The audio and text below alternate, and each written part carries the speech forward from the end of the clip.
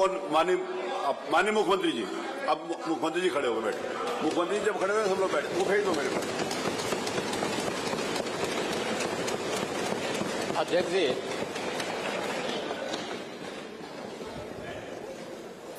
नियम 56 के अंतर्गत माननीय सदस्यों ने जिस मुद्दे की ओर सदन का ध्यान आकर्षित किया है, संभवतः उस पर पहले भी हम लोग क्वेश्चन आवर के पहले उस मुद्दे पर एक माननीय सदस्य के प्रश्न का एक संक्षिप्त जवाब भी दिया जा चुका है।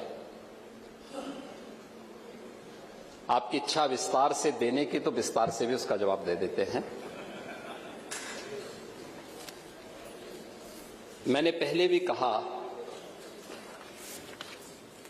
कि जिस कोडीन युक्त कफ सिरप की बात हो रही है, इसका प्रोडक्शन उत्तर प्रदेश के अंदर नहीं होता है।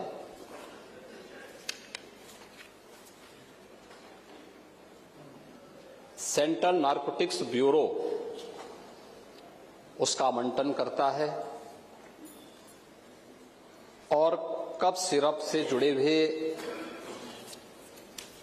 स्टॉकिस्ट और होलसेलर्स के द्वारा जो उत्तर प्रदेश के बाहर इलीगल डाइवर्जन किया गया है, उसके खिलाफ उत्तर प्रदेश पुलिस और एसटीएफ और एनडीपीए, यहां पे एफएसडीए विभाग के द्वारा कार्रवाई की जा रही है। सबसे पहले जो मुझे आश्चर्य होता है कि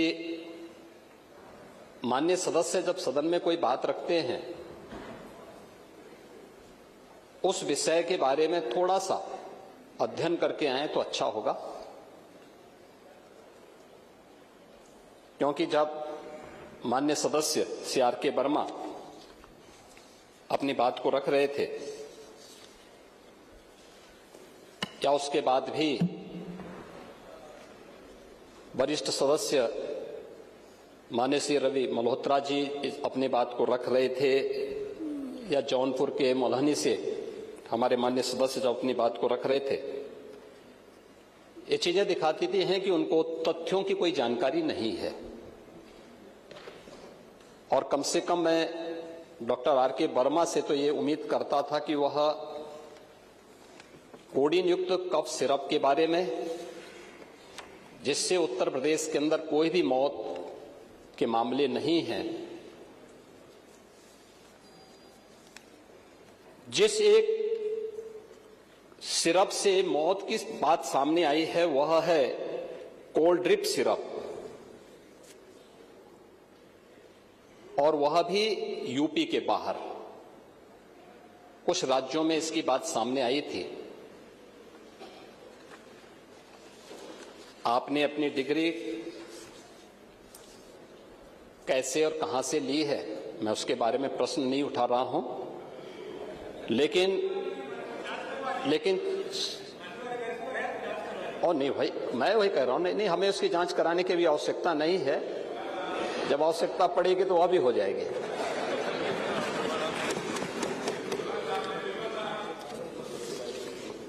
लेकिन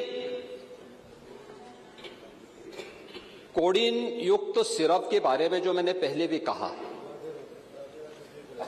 एक कफ सिरप है, मुझे लगता है कि खांसी के समय में चिकित्सीय परामर्श से हर व्यक्ति लेता है। ये मामला जिससे मौत के प्रकरण आए हैं, यूपी के बाहर के कुछ राज्यों में आए हैं, और वह भी जिन राज्यों में आए हैं उसमें जब जिस कंपनी ने इसको बनाया था, उस समय जब इसकी जांच हुई थी तो ये चीज देखने को मिली थी कि सिरप में डाइथिलीन ग्लाइकोल और इथिलोन ग्लाइकोन जैसी कुछ अशुद्धियां पाई गई थी, जिसके कारण ये मौत के मामले उन राज्यों में देखने को मिली थी। लेकिन चूंकि यूपी में प्रतिबंधित है, यूपी में इसकी कोई भी इस प्रकार के मामले सामने नहीं आए। उत्तर प्रदेश के अंदर इस मामले में एफएसडीए विभाग ने काफी पहले से अपनी कार्रवाई को आगे बढ़ाया था और उत्तर प्रदेश के अंदर हमने 332 जो उत्तर प्रदेश के अंदर होलसेलर्स थे उनके प्रतिष्ठानों में इसके लिए छापेमारी की थी, जिनमें से 136 जो फर्म थे उनके खिलाफ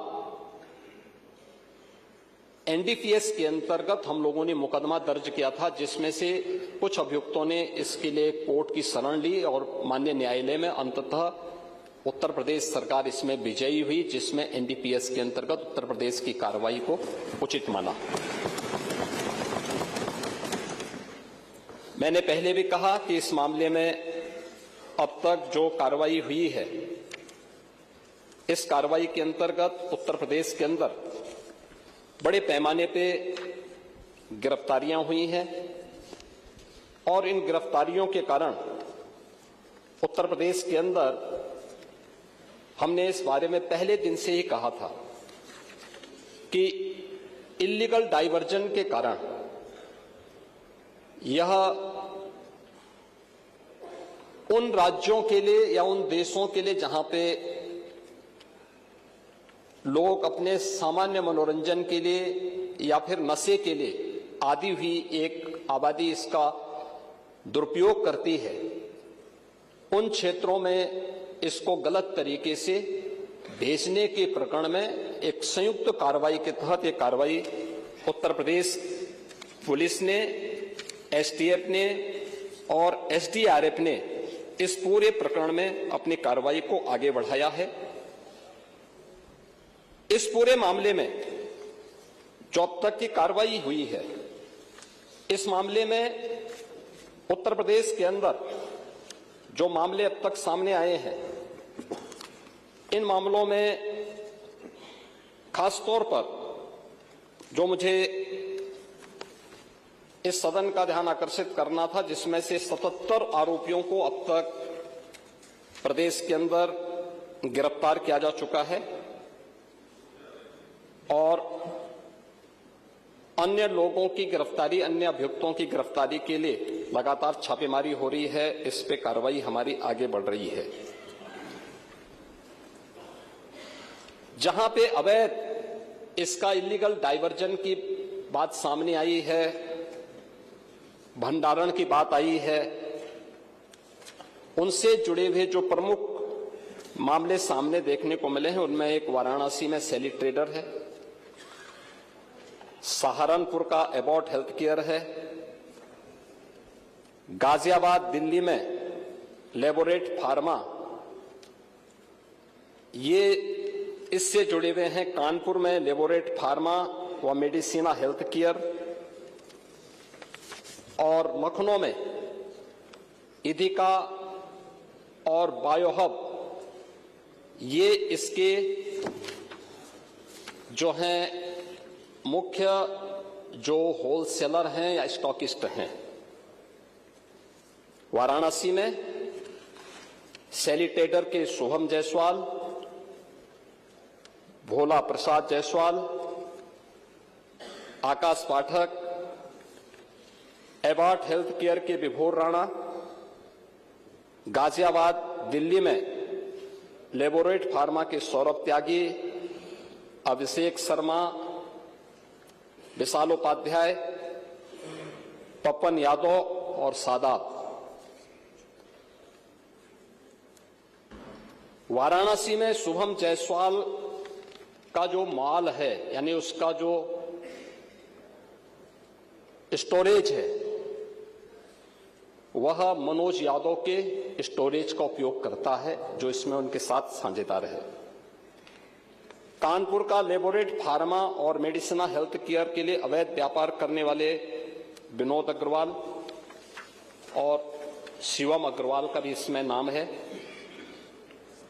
लखनऊ के भी मनोहर जायसवाल और बायोहब के इमरान इसके मुख्य किंगपिन हैं और इनके खिलाफ हम लोगों ने कोडीन युक्त कफ सिरप के इलीगल डाइवर्जन के मामले को लेके, इलीगल स्टोरेज को लेकर के और उसके कोई भी रिकॉर्ड मेंटेन न करने को लेकर के ये कार्रवाई एनडीपीएस के अंतर्गत की है, जिसमें 10 वर्ष से लेकर 20 वर्ष तक की सजा का प्रावधान है। ये उत्तर प्रदेश के अंदर ये कार्रवाई चल रही है, अन्य जगह कहीं नहीं।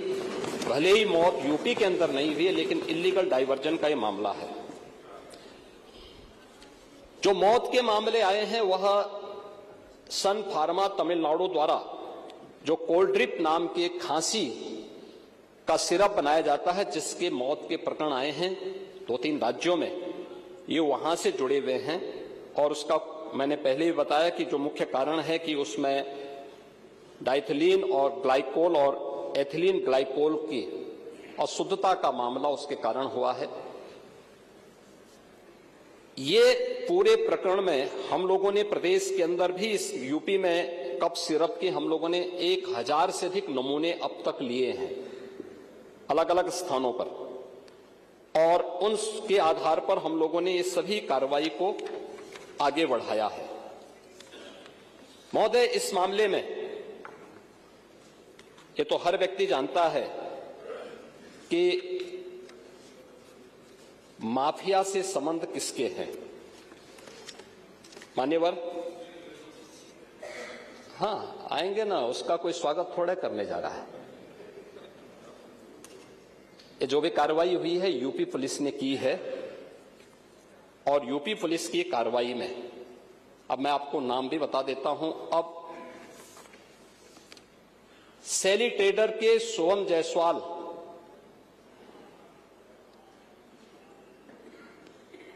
का प्रदेश सचिव समाजवादी युवजन सभा और कैंट वाराणसी से समाजवादी पार्टी के उम्मीदवार अमित यादव से व्यापारिक साझेदार है। यानी जो ये इसका जो यूपी का जो सबसे बड़ा स्टॉकिस्ट है वह शुभम जायसवाल है, और वह व्यापारिक साझेदार है अमित यादव का, जो वाराणसी से समाजवादी पार्टी का प्रत्याशी रहा है। अमित यादव क्या आपका प्रत्याशी नहीं था कैंट वाराणसी से? था, याद कर लीजिए। अरे था, इस समय चुनाव थोड़े हो रहे हैं, मैं बता रहा हूं भी। अमित यादव की फर्म का नाम इसमें, अभी बात सुनो, चलिए, पहले पूरी बात प्रत्याशी नहीं है, मैं कह रहा हूं प्रत्याशी नहीं है, लेकिन ये अमित यादव की फोटो अखिलेश यादव के साथ तो है ना, ये तो है ना, ये तो है ना। नहीं, मेरे साथ है तो मैं इस सदन का सदस्य हूं, मेरे साथ है, क्या आप इसको मानेंगे? क्या इसका मतलब मेरे साथ है तो इसका मतलब एक अखिलेश यादव उस मामले में इन लोगों को बचाव नहीं कर रहे हैं? इसीलिए मैं कह रहा हूं ये फोटोग्राफ्स इस बात को बताता है। अरे सुनिए, ये फोटोग्राफ्स इस बात को बताता है, ये फोटोग्राफ्स इस बात को बताता है बैठिए कि अमित यादव समाजवादी पार्टी के युवजन सभा से जुड़ा हुआ है, आपका पदाधिकारी है, और आप इसको डिनाई नहीं कर सकते। अरे हर बात का जवाब डायरेक्ट थोड़ी देते हैं। जब आप बोल रहे थे तो इधर से कोई बोला, जब आप लोग बोल रहे थे तो इधर से कोई बोला, तो हम लोग आप जब बोल रहे थे कोई बोला इधर से? प्लीज नहीं, माननीय अध्यक्ष जी, जब आप ये लोग बोल रहे जब आप बोल रहे थे इधर से कोई भी नहीं बोला ना। दूसरा, सुनिए उसको, एक मिनट महोदय, दूसरा कुछ भी बोलेंगे तो वो नहीं। मिलिंद यादव, सुन लीजिए भाई, सच हमेशा कड़वा होता है। देखिए, सच कड़वा होता है, आप सच को सुनने के आदी नहीं हैं, ये हम भी जानते हैं। इसीलिए कफ सिरप की इलीगल डाइवर्जन और उसके अवैध तस्करी में आपसे जुड़े हुए नेता लिप्त हैं। कार्रवाई कर रहे हैं ना? करेंगे ना, आपसे पूछ के नहीं हमारी कार्रवाई हो रही है। हमारी कार्रवाई का आधार उत्तर प्रदेश की जनता जनार्दन है, और उत्तर प्रदेश सरकार उसी आधार पर अपनी कार्रवाई को आगे बढ़ा रही है। दूसरा मिलिंद यादव, जो शुभम जायसवाल का ही व्यापारिक साझेदार है, मिलिंद यादव के फोन नंबर सैली ट्रेडर के ड्रग लाइसेंस और जीएसटी रजिस्ट्रेशन में अंकित हैं। नोट करिए। अमित यादव, अरे सुन तो लो पहले। अरे करेंगे कार्रवाई करने के लिए हमें आपसे थोड़े पूछना है भैया। टोका टोकी नहीं होना चाहिए अध्यक्ष जी। अरे करेंगे कार्रवाई, बोलने तो दो, पूरी बात आने दो। अमित यादव, ऐसी नोट करेंगे करो, तो याद सुन लो रहेगा भाई। सब लोग, जो लोग उसमें इन्वॉल्व। अमित यादव और मिलिंद यादव के खातों से शुभम जायसवाल और उसकी पत्नी के खातों से लेन देन भी आए हैं। इलीगल ट्रांजैक्शन के मामले भी सामने आए हैं। इसके अतिरिक्त ये कौन लोग हैं, आप इसको भी डिनाई करिए। मनोज यादव, राजीव यादव, मुकेश यादव, ये भी फर्जी फर्म और लाइसेंस बनाकर के इनके द्वारा भी इस पूरे मामले में इलीगल डाइवर्जन में ये लोग भी लिप्त हैं। प्रदेश सचिव समाजवादी यूनियन सभा अमित यादव, सुनिए पहले भाई, सुन तो लीजिए, फिर वही सच्चाई फिर आपको कड़वी लगने लग जाएगी। अरे सुन तो लो पहले। अरे टोका टोकी बैठिए। यह अभी आप लोग भी आपका बहुत ये सारे पदाधिकारी बोले, तो कोई नहीं बोला ना। बैठिए, अभी हाल ही में सुनिए सुनिए। यही अमित यादव दुबई की यात्रा भी किया है 24 में। दुबई की यात्रा ये शुभम जायसवाल के ही उससे गया है और ये उसी की यात्रा में वहां पे गया है। अभी मैं उस पे भी आ रहा हूं। विभोर राणा को लाइसेंस समाजवादी पार्टी ने जारी किया था। आलोक सिपाही है पक्का सफाई, ये भी तय है। अखिलेश यादव के साथ उसके फोटो हैं कि नहीं है? हैं कि नहीं है? हमने बर्खास्त किया है। देखिए, हमारी सरकार ने बर्खास्त किया है, हमने उसको बर्खास्त किया है, लेकिन अखिलेश यादव को कुछ गिफ्ट दे रहा है। ये फोटो भी जारी हुई थी ना, ये फोटो भी आपने देखी होगी। इसके अलावा अरे सुनो भाई, इसके अलावा और कुछ आपको सुनना है तो हम आपको और भी चीजें दे देते हैं।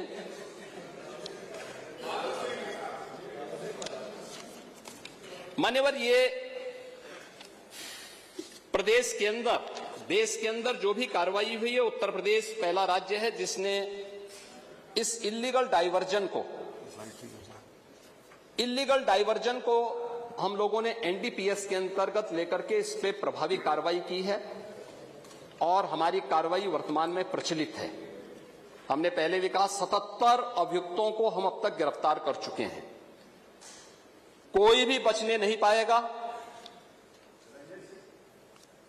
जो भी अपराधी होगा, ये तो मैं जानता हूं आपकी पीड़ा को,